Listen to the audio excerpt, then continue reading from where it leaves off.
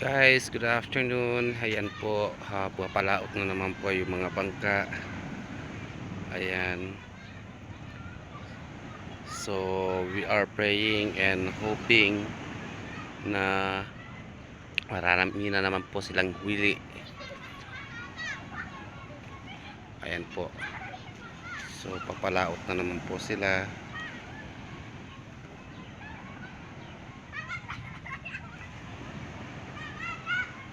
Ayan.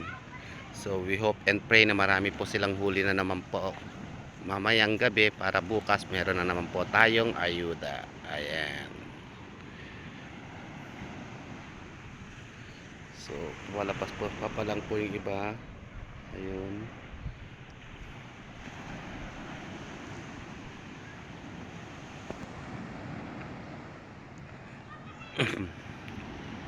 Yan, ganito po dito guys. So paghapon, pag sa maganda yung panahon, may mga mapalaot. So as you can see po, okay naman po yung panahon. Ayan po.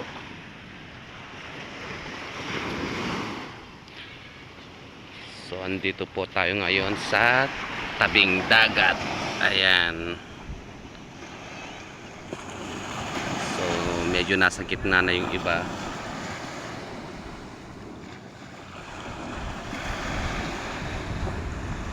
Medyo hindi na siya halos makita ng camera. Ayan. Pero yung iba dito pa lang po. Ayan.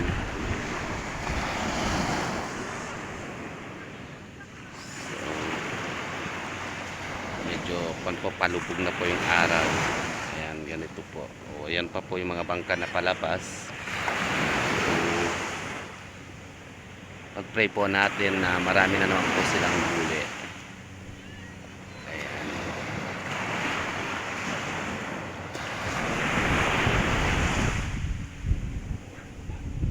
Ganito po dito guys. Ayan.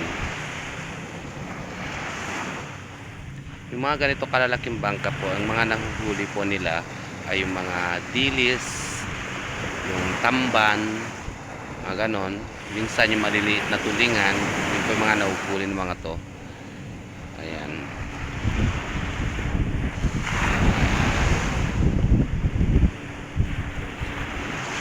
So papalaot na po sila.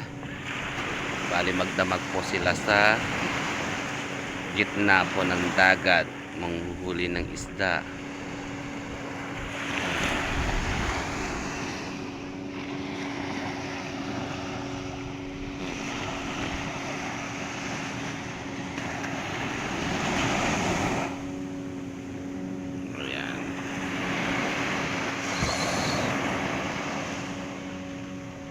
Palaot na sila.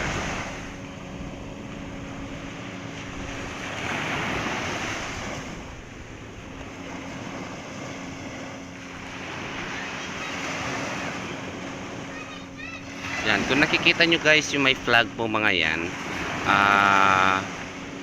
pag dumating sila ng umaga at may ganyan pong karaming flag yung bangka, ibig sabihin marami po silang huli. Ayan po. Yan po yung sign na marami po silang huli. Ganon. So nilalagay po nila yung flag na yan. Pero pag wala silang huli, ayun, wala pong, hindi po sila naglalagay ng flags. Ayan po. So update po tayo bukas guys kung marami na naman po silang huli. Ayan. So we hope and pray na marami na naman po silang huli. Thank you for watching. Have a great day.